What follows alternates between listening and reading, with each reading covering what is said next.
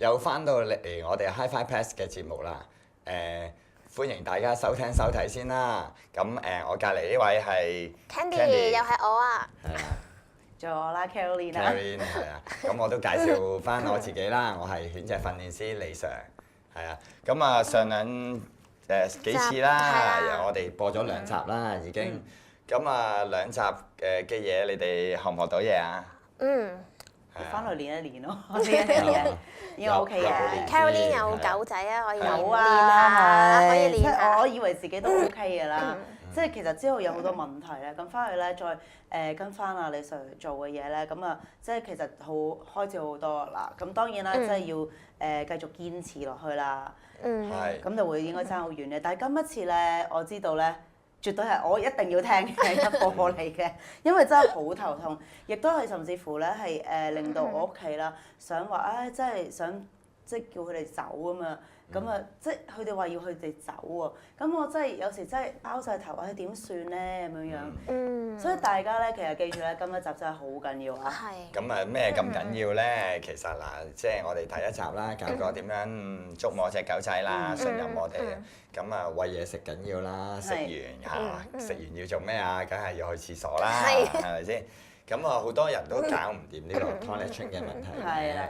咁其實即係啲人通常做錯咗就鬧佢啊，劈下佢啊，咁啊有啲人話我都好惡㗎，咁你發覺佢你鬧完佢喺 A 地方屙完，你鬧完佢咪喺 B 咯，你再鬧完 B 佢又唔喺翻可能 A 或者有啲人喺 C 咯，咁佢慢慢試咦邊度可以俾你係啦。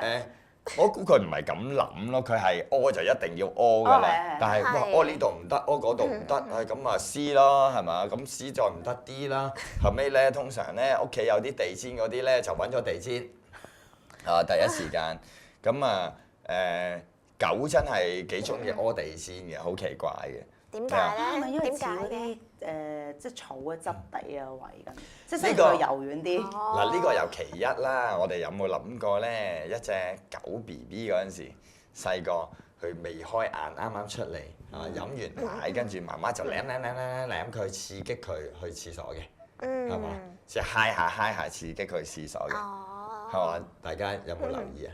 呢個真係冇留意喎，真係。係啊，通常都舐啊，佢先屙嘅，係嘛？有啲已經譬如有啲狗仔咁，我哋湊個狗仔啦，冇咗媽媽咁，我哋要捉住佢餵完，然後幫佢放屎放尿咁。咁我哋會攞啲暖水濕啲棉花咁啊，揩下刺激佢。刺激佢啊！呢個我知道。係啦，咁其實同樣嘅道理啦。咁你發覺有揩下咁嘅感覺，佢咪屙咯。咁所以佢中意地氈咯。咁呢個其一啦，其二咧就係好得意咧，地氈咧索咗入去咧，係嘛？好似好乾淨感覺上。你發覺唔到啊嘛，暫時望唔到啊嘛。你發覺唔到，咦？今日話阿 Caroline 翻嚟，我主人翻嚟，咦？我喺嗰度。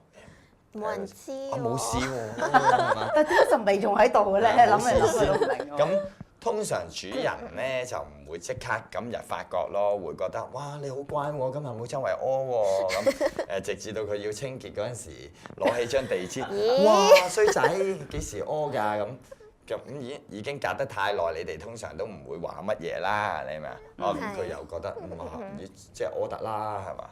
咁久而久之佢就會屙咗地氈咯。咁所以其實有咩方法可以解決咧？先不如睇一睇個片咯。好啊。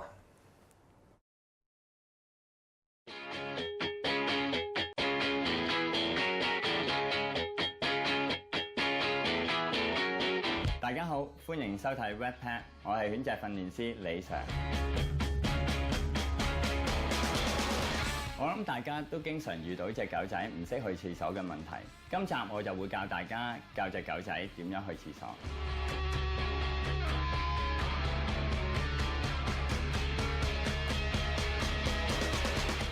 咁教隻狗仔去廁所咧，我哋首先要建立一個家俾佢啦。咁因為狗仔咧就唔中意喺佢瞓覺嘅地方去廁所嘅。咁首先我哋要準備一個圍欄啦。圍欄裏邊要有咩咧？當然狗仔要有水樽啦，佢要飲水。咁要有佢瞓覺嘅地方啦，佢個墊啦。咁陪佢嘅枕頭仔啦，佢嘅玩具啦，狗咬骨啦，當然要有塊尿板啦。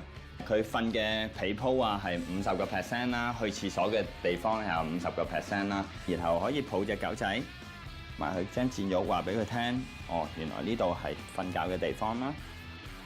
其實我哋教狗仔去廁所咧，基本上咧多數狗仔咧都會選擇去廁所嗰個位嘅，因為你另外嗰50%建立咗佢好舒適嘅地方嘅，咁佢會選擇去尿板嘅地方嘅。咁如果有啲狗仔都會唔識去嘅，其實我哋就要掌握狗仔去廁所嘅時間啦。通常就係瞓醒嘅時間啦，咁或者食完飯後啊，有啲食飯之前去廁所嘅。咁當隻狗仔想去廁所嗰陣時咧，你可以直接抱佢去個尿板度啦，good 嘅。然後你可以叫 command 啦 ，Nicky 尿尿 ，Nicky 我尿尿 ，good girl。咁當隻狗仔屙完啊尿尿啊，咁你就可以放佢出嚟啦，係嘛？咁當然啦，同時間要讚佢多啲啊，good girl。其實令到狗冇味咧，就係因為香港啦，香港天氣環境就比較潮濕嘅。咁點解啲會狗味出現咧？就係因為潮濕嘅天氣夾埋狗仔嘅口水。咁一般咧打理隻狗仔，保持隻狗仔乾爽啦。如果太潮濕嘅天氣，要開抽濕機啦。仲有唔好同隻狗仔沖涼得太密，因為沖涼得太密，你洗走佢啲油脂分泌，隻狗咧就會好自然個身體信息話俾佢聽，要分泌多啲油脂嚟保護佢嘅皮膚嘅。油脂咧就係狗嘅味道嚟。教狗仔去廁所係咪唔係想像中咁困難呢？只要令到隻狗仔變為良好嘅習慣就可以㗎啦。下一集我就會教大家點令隻狗仔乖乖咁食藥。係啦，又翻嚟咯，李 Sir。咦，原來狗仔去廁所都有咁多學問㗎喎。係嘅，其實即係咁講嘅，當中最主要嘅咧就係即係你哋平時喺屋企教隻狗仔就係佢啱咗啦，屙啱嘅地方獎勵佢嘅。咁啊唔係話佢屙錯，咁你先懲罰佢，先撈佢係嘛？因為佢真係唔了解你講乜嘢廣東話㗎。你話你鬧佢，佢或者劈下佢係嘛？咁當然你劈大力啲，佢會驚啦。你劈得細力，佢覺得哇，咦屙完篤尿有得獎勵嘅喎，有得摸下添嘅喎。咁即係狗會咁咯。你會發覺佢你哋平時啲狗仔做曳嘢都係㗎。哇，越做曳嘢，原來你越即係捉到你係啊，你越理佢，你越 attention 佢，咁佢咪繼續做咯。咁所以記緊啦，都係睇完片之後，你哋記住教狗仔去廁所就係佢啱嗰陣時獎勵佢，係嘛？咁佢唔啱嗰陣時抹咗佢就算。又係啦，聽我講，我講緊就係一隻狗仔啦，嚇。如果已經啲大狗嘅，即係已經成犬嘅，識咗去廁所而佢專登屙錯嘅，當然你可以懲罰下佢啦。係。你話咁，但係佢未識嘅，我哋一定唔會採取懲罰嘅。咁懲罰有好多種咧，你唔理佢，你 ignore 佢係嘛？唔睬佢都係懲罰啦。相對地，你要做一樣嘢就係佢屙啱，你都要獎勵佢。係。咁佢先會有個分別嘛，黑同白。咦，屙啱獎勵嘅喎，你屙唔啱主人唔理我喎，咁先有用嘅。好多時話屙啱獎勵，但係咧個主人咧屙唔啱咧就哇好緊張，鬧佢 pat 佢。咁你屙啱食粒雞肉啫喎，屙錯，咦？主人即刻仲好啊！主人即刻 attention 我喎，摸下我 pat pat 喎，係咁攬我喎，係嘛？同我講嘢喎，咁隻狗仔會咁諗咯。咦？咁講到頭先話佢哋會周圍屙啊，咁其實會唔會係同狗仔會唔會有一個地盤嘅意識？即係可能屋企多過一隻狗嘅，會唔會可能佢哋要地盤啊？所以佢哋要屙咗一個地方，呢個係我嘅地方，嗰隻狗仔就唔敢過嚟。佢話唔會話唔敢過嚟嘅，咁啊霸地盤，你霸完下一隻又霸咯，又霸翻個位啊嘛，又霸翻個位。但係有冇關係嘅咧？佢周圍屙。當然有關係啦，真係，即係狗天性就係會咁嘅，所以我哋點解話教識隻狗去指定地方去廁所先？一隻又係咁，兩隻又係咁，三隻又係咁，係嘛？佢即係你未教識，咁你講咩咧？佢根本就周圍屙，佢係即係一隻狗嚟嘅，尤其是狗公，佢會周圍屙嘅，係嘛？係咁你教識咗佢狗公都好，佢指定地方係廁所嘅，係嘛？咁咪佢再周圍屙，你就可以真係去教導佢、懲罰佢啦，或者係嘛？咁但係即係你都冇教嘅，佢而周圍屙，咁佢係狗公喺個群體度做呢樣行為又正常嘅喎，係嘛？咁你話 marking 已經 marking 有冇得教翻嘅？有嘅。係啊，咁當然我哋要配合好多基本服從嘅動作啦，等佢明白咗你要佢做乜啦，係嘛？有咗基本嘅溝通先繼續再教去廁所嘅。咁如果當然你睇到啲片段就係我有時用個圍欄去教佢啦。咁好多時香港人就比較忙啲嘅，佢養一隻狗真係冇人喺屋企，咁你咪學我咁50-50係嘛？咁嘅格局佢 bingo 咗，先慢慢擴大啲咯，你明唔明？係咯。咁譬如有啲時間，有啲人我好多時間嘅，咁其實冇嘢嘅，狗仔食完就要去廁所㗎啦，食完你咪帶佢去指定地方去完即刻獎勵佢咯。有啲狗仔好似係要主人帶落街佢先肯去嘅喎，喺屋企平時就好忍得嘅喎。點解咧？呢樣嘢係一個習慣。其實呢個都係習慣嚟嘅。係啊。對佢身體有冇影響㗎？冇嘅，其實狗仔可以好耐嘅。終於知呢樣嘢啦。即係狗仔可以一日去2次啊、3次啊咁都得嘅。有啲甚至乎大便只係去1次啊咁都得嘅。小便都係真係可能佢係要主人夜晚放咗工收工出街帶佢落街，佢先去嘅喎。小便就最好唔好1次啦，起碼都2次就即係公平啲啦，對隻狗係嘛？如果唔係真係忍得多都會有病啊，唔好嘅。但係我真係想有啲問啊，咁咧過咗啲叫即係基本嘅功咁咧之後咧，咁好啦教嗰陣時咧，好多時咧初初啦，咁而家就比較真係少啲嘅。咁佢哋去啱位咧，就哇好開心啊！全家人走過嚟，個似到喺度喜慶咁樣樣。哇！我讀嚟就咁多人一齊嚟歡迎佢，有嘢食啊，又即係拍晒手啊，咁樣喺度贈慶啊，咁其實係好開心嘅。咁咧，只要久而久之咧，開始佢去啱位咧，我會摸下佢個頭，即係話啊腳咁樣。但係咧，佢一去錯咧，有時會鬧，但係有時咧我就真係就咁抹咗佢算。咁但係佢始終都係 on and off，有時啱，有時都係爭啲咁樣樣。咁即係呢啲嘢係咪因為我基本上係嗰個即係我去教導佢嗰陣時咧係唔夠consistent 啊，唔夠平均，即係唔會堅持落去，變咗。因為我有時諗過啊，如果我下下嚟敲鑼打鼓嘅，咁佢未必一定喺度，我去完我喺佢隔離㗎嘛，我喺隔離就可以敲鑼打鼓啫，我唔喺隔離邊個敲鑼打鼓啊咁樣。咁我就所以諗緊啊，佢係咪應該要學識自己去啱個位咁樣之後，我所以就後尾冇咁話敲鑼打鼓，慢慢去摸下佢啊，即係冇以前讚得咁激昂咁樣咧，會唔會唔係咁好咧？其實咁講咯，提你哋即係有啲人就係當話好似中咗頭獎咁啊，咁開心咁，其實就唔好嘅。好平靜，哇喺度屙嗰陣時，跟住平時嘅平嘅語氣就得㗎啦。其實跟住然後有嘢食咁如果佢做錯，最好 ignore 啦，抹完佢就算啦。咁你話 on and off 點解？因為你都係 on and off 啊。其實你有時咧錯咗咧，你就鬧佢。哎呀鬧下唔得咧，就聽人哋講咧話唔好鬧啊 ，ignore 好啲啊。咁你又試下抹咗佢。咁根本你個方式係唔 consistent 啊。你話唔夠一致啊。你有時又咁，哇！你出個4招俾我。你明嘛？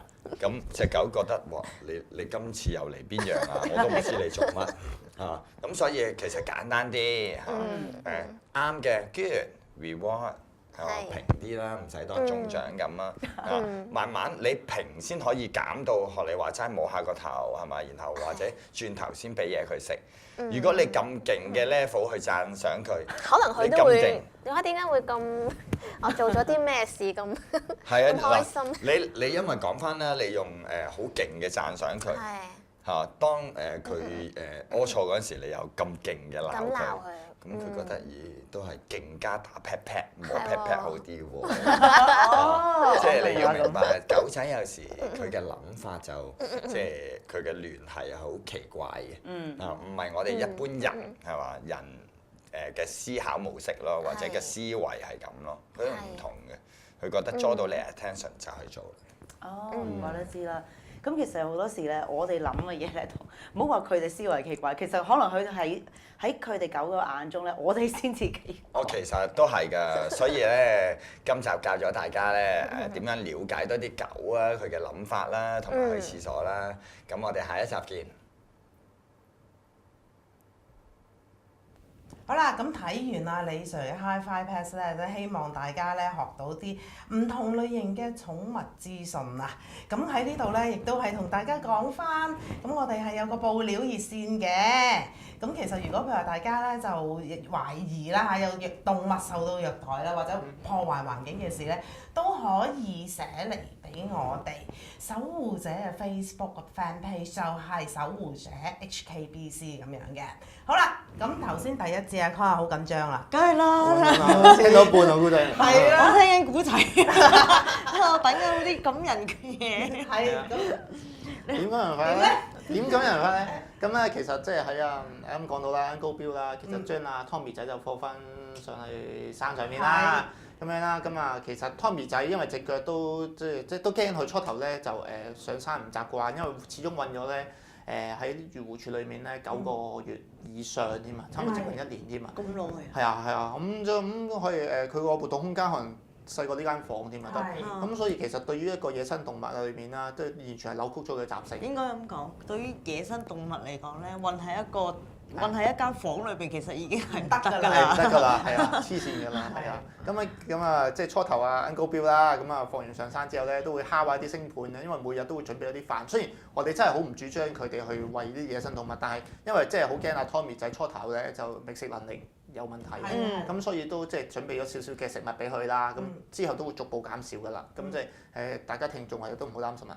咁就即係佢會敲個兜話 Tommy 咁啊，佢阿 Tommy 就會喺後山度翻嚟㗎啦。係啊，好好笑啊！狗仔咁樣，係啊，咁啊食完嘢咧，咁佢就會去走啦。因為近嚟得到一個好得意嘅消息啦，咁啊 Tommy 仔咧就帶埋佢另一半，連埋佢啲仔女咧就翻嚟啊，標叔叔。即係我講呢個故仔咧，俾翻啲嘅中學生聽咧，佢哋個個都係同佢同一個反應啊，好得意啊，好可愛。咁即係啊，其實即係你即係聽到呢個故仔之後咧，其實野豬真係同狗啊同貓咧，其實都好有性，有感情㗎，即係佢哋有記性㗎，亦都智商係唔少㗎。豬咧係甚至乎聰明過狗㗎，個智商係。其實豬根本就唔蠢㗎。係啊，唔好成日攞豬嚟用係嘛？係啊，即係所以嚟講咧，即係大家千祈唔好傷害啲豬。同埋唔好成日形容係豬咁蠢，係啊其實豬好聰明㗎。咩用號咧？諗下第二啲用詞先。咁嗱，除此之外咧，咁我睇到你有啲相啦，咁其實有一次咧，我見到你揸住個豬頭骨。啊，豬頭骨啊！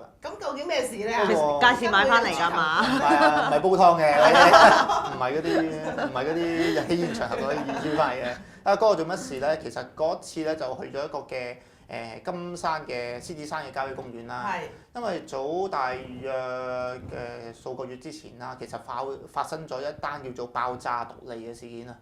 哇！咁呢單嘢都好轟動啊！咁喺呢個嘅無論動物界去啊，都好啦。社會都好大影響。係啊，因為始終傷咗人。嗰件事做乜事咧？就係咁啊，有幾位嘅義工啦，咁都係我哋都算識㗎啦。係啦，咁都係佢哋係照顧一啲嘅貓狗啦嘅義工嚟。前線動物義工。前線嘅動物義工，順便都係會去即係 take care 即係照顧下啲野豬啦。經過呢啲郊野公園嘅時候，咁啊發覺咦，點解近嚟有啲即係佢哋行山嘅時候咧，經過嗰個地方咧，自己啲狗又少咗，咁啊見即係啲野豬又少咗喎，亦都見到啲叢林裡面傳出咗異味咯喎。咁啊結果約咗一日啦，咁就3位義工就上山啦，咁就去搜索一下究竟發生咩事啦。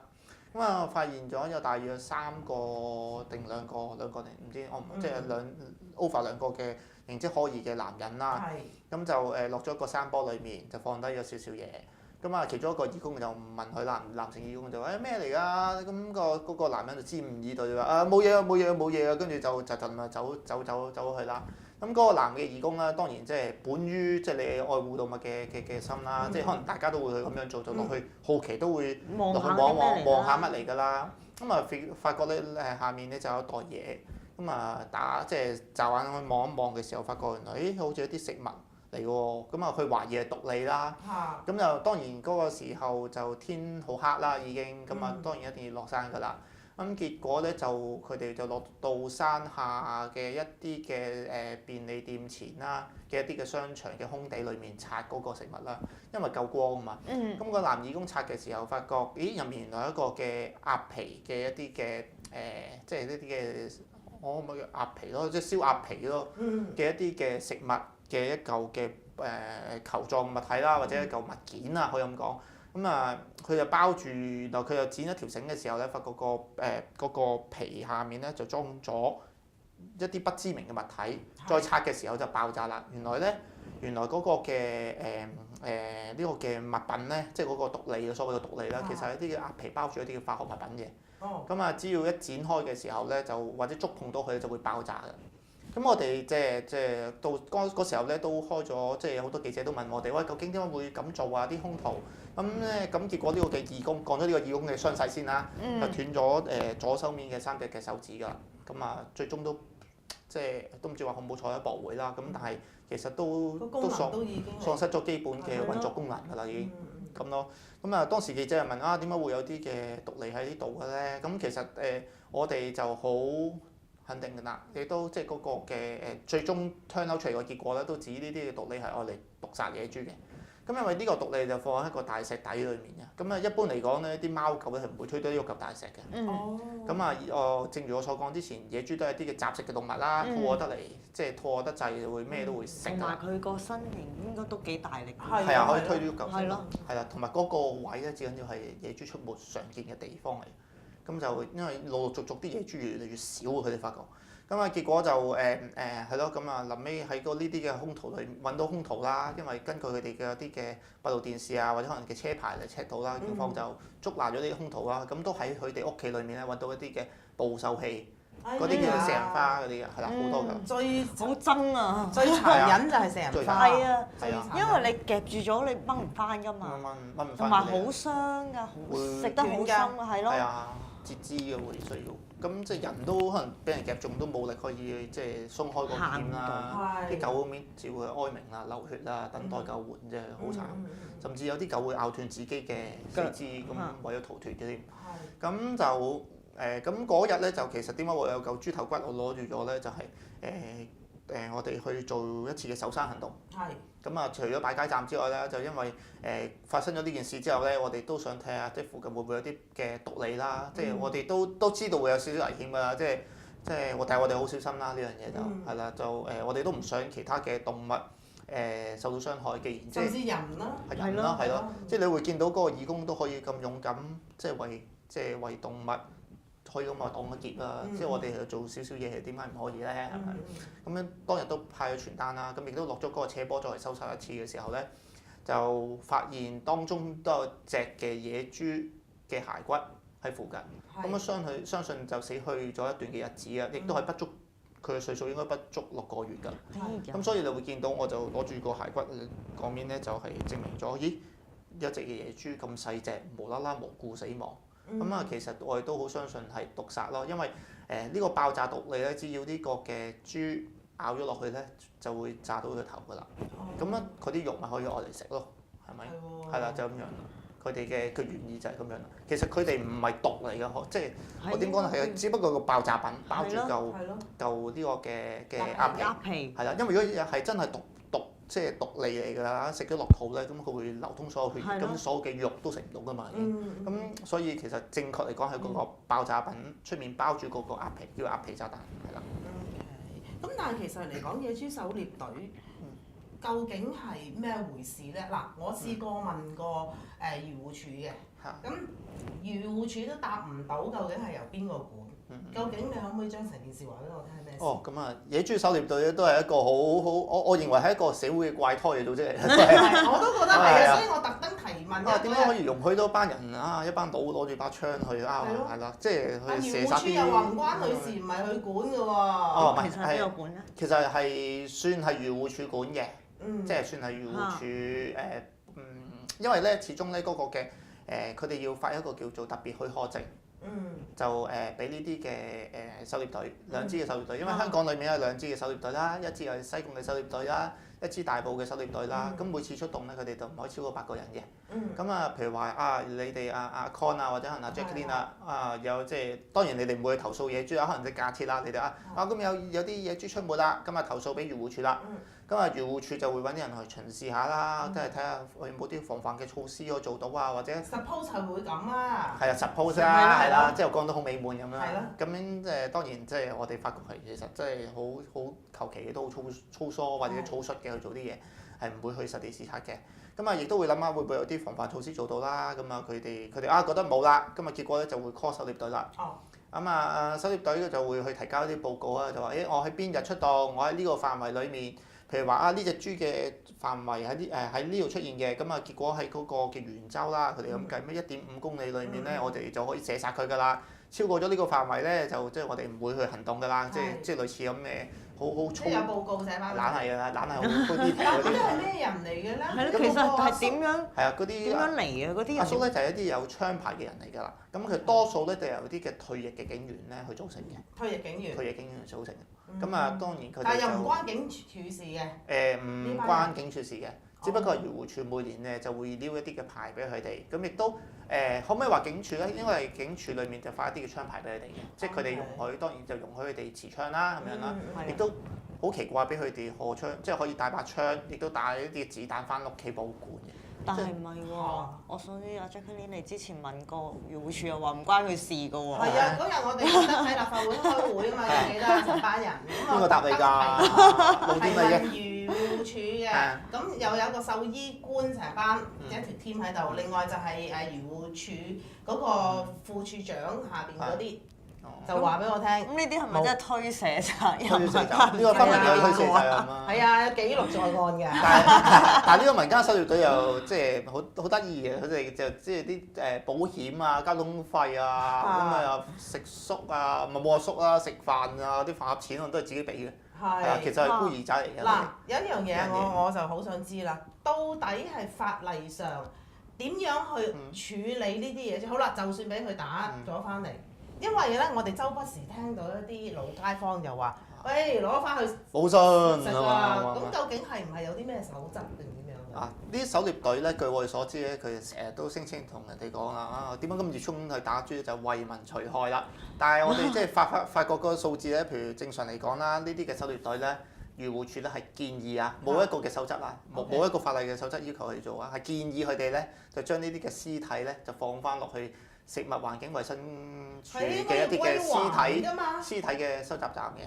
咁啊，我哋對嗰啲數字咧就好有出入咯，即係佢哋射殺嘅數目永遠咧係多過食環署咧收到嘅野豬數目㗎。